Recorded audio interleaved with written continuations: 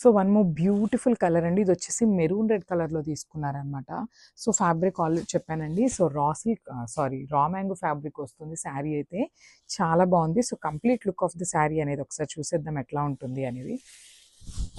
చూడండి, this the complete look of the sari. అసలు చాలా అంటే చాలా లైట్ వెయిట్ ఉన్నాయి, బాగున్నాయండి. శారీస్ అయితే లైట్ గోల్డెన్ కలర్ జరీతో వీవింగ్ తీసుకున్నారు.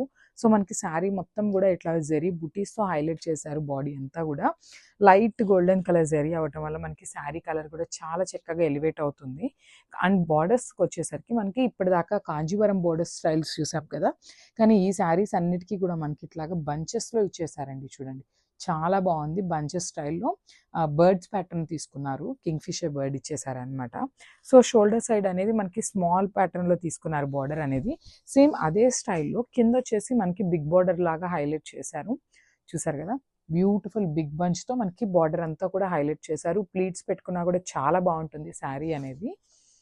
అండ్ పళ్ళు, బ్యూటిఫుల్ పళ్ళు అండి. మనకి పళ్ళు కూడా కంప్లీట్ లైట్ గోల్డెన్ కలర్ జరీతో ఓవరాల్ శారీ అనేది వీవింగ్తో తీసుకున్నారు.